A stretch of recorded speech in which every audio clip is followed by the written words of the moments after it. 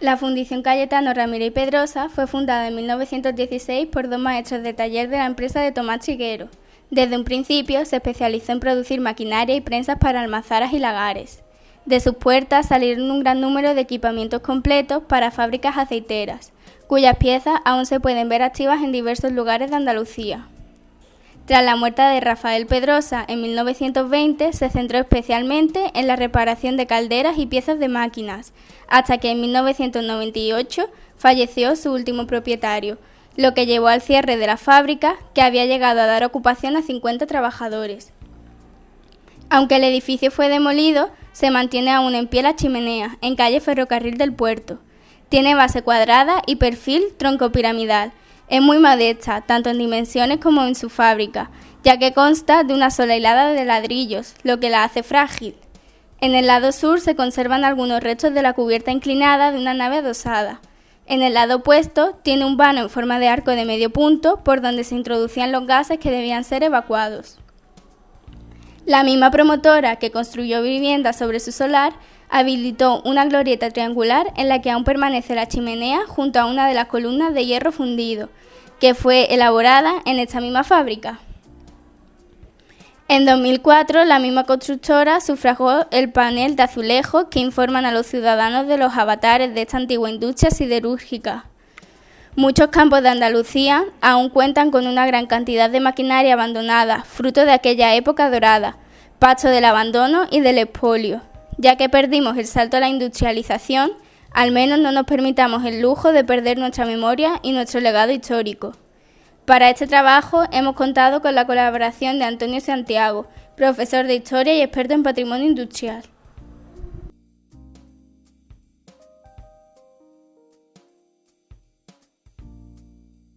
Pues muy bien, la Fundación Cayetano Ramírez y Pedrosa eran dos socios, por eso se llama Ramírez y Pedrosa, ¿vale? Era Cayetano Ramírez y Rafael Pedrosa.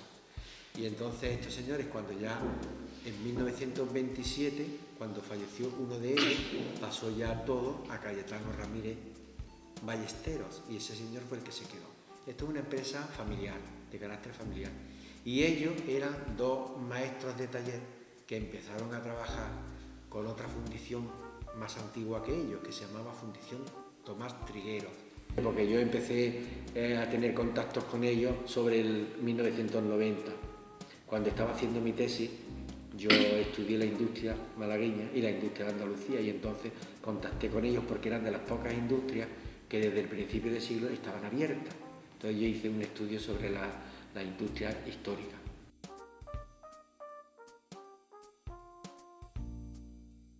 En la fábrica estaba, en la planta de abajo estaba la fundición. Y la planta de abajo tenía como un patio, ese patio estaba tapado y tenían allí una fragua. Y tenían una fragua enorme, más grande que esta mesa, con unos yunques y con unos martillos, aquello era espectacular. Después dentro, un poco más adentro, tenían un pequeño horno en una habitación que era de fundición de bronce. La fábrica tenía dos plantas. La fábrica tenía dos plantas. La planta baja era todo lo que era el taller de fundición, forja y fragua. Y después en los patios también había otros talleres de rectificación. Había un patio grande y frente a ese patio tenían dos almacenes. Y después salías de la fábrica, no estaba comunicada, pero salías de la fábrica por una escalera de caracol y subías a la carpintería. Porque todas las fundiciones, antes de la Segunda Guerra Mundial, todas las fundiciones tenían un taller de carpintería, pero una carpintería extraordinaria. Allí tenían los moldes de todo lo que tenían que fundir. Entonces, había carpinteros para poder hacer en madera una columna, o para poder hacer en madera un tornillo, Nosotros tenemos troqueles, porque el molde de eso se llama un troquel.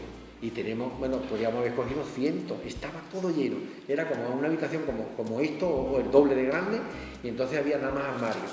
Y de los armarios colocaban trocitos de madera, te cogía el trocito de madera, lo abría y era un molde. Y cada molde tenía una etiqueta, 5.000 no sé qué, 6.000 no sé cuánto. Y él decía, pues esto es de un tubo de no sé qué, esto es de una fontanería de no sé qué, esto es de un inyector.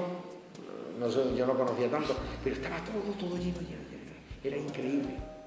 Y de allí cogimos algunos, pero claro, era una mínima parte porque lo que tenían allí. Ellos desde el principio se especializaron en la fabricación de molinos aceiteros.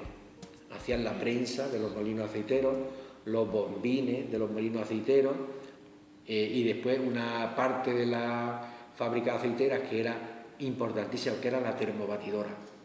Eso es fundamental. La termobatidora es donde cae la masa de la aceituna machacada, y ahí a través de agua caliente someten a la masa a una temperatura para que se vaya separando el aceite de ese orujo, de la masa de la aceituna. Y hacían la máquina que tiene un serpentín, o sea, una tecnología para esa fecha y una tecnología muy novedosa. Y esa tecnología estaba a la altura de lo que hacía Alemania o de lo que hacía Italia, que es la que ha controlado el mercado del aceite a nivel mundial de siempre. O sea que ellos estaban desarrollando una tecnología muy nueva. Y este señor, entablamos cierta amistad, entonces él me dijo, bueno, pues te puedes llevar máquinas si quieres, porque sabía que la intención nuestra era de, bueno, mantener alguna cosa para la memoria de Málaga o tener algunos objetos, algunos testigos, libros, algunas cosas. Pero como fue todo tan precipitado, pues entonces, claro, cuando quisimos ir otra vez y este señor ya había fallecido, un hijo suyo se puso en contacto conmigo y me dijo que sí, que fuéramos a recoger documentos o que fuéramos a recoger algunas cosas. Pero ya no era de lo mismo porque ya la fábrica estaba cerrada, entonces una de las veces que fuimos ya habían tirado parte del archivo, de todos los planos que ahora están recuperando este becario, pues allí tenía cajones y cajones, tenía armarios horizontales preciosos. Esa información es interesantísima. Pero claro, como ellos no le prestaron ningún interés, pensaban que aquello no valía nada, porque la fábrica estaba, el edificio de la fábrica y en el barrio de la isla, que es donde estaba, tenían también de propiedad dos casas, dos casitas pequeñas, y en una de ellas tenían el archivo de la fábrica, el archivo histórico. Y el archivo histórico eran armarios de plano, como esta mesa de grandes, como unos cajones, estaban todos planos a color preciosos. Yo me acuerdo haberlos visto, pero claro, cuando fuimos un día a recoger material, todo eso lo habían quemado en un contenedor. Terrible. Y entonces había montañas de papeles ya todos quemados y los armarios rotos.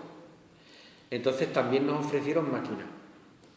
De máquinas nos llevamos alguna pequeña cosa, porque nosotros en principio como asociación no teníamos tampoco un sitio para guardar mucho. Y en aquel momento nos dejaron que nos lleváramos algunas cosas al Instituto Emilio Prado, que está así por la Galería de Cádiz también. ¿Tú en el Emilio Prado estás ahora? No, yo estoy en Alaurín.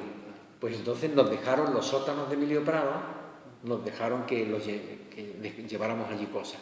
Nos cogimos y nos llevamos varias furgonetas con Antonio Mirabén. Nos llevamos, pues con Antonio Mirabén nos llevamos, él era el director, nos llevamos varias furgonetas. Fundó Principia. Claro, fue el que inició Principia y todo esto. Pues nos llevamos varias furgonetas, llevamos documentos, llevamos algunas máquinas pequeñas, algunas cositas que podíamos atender.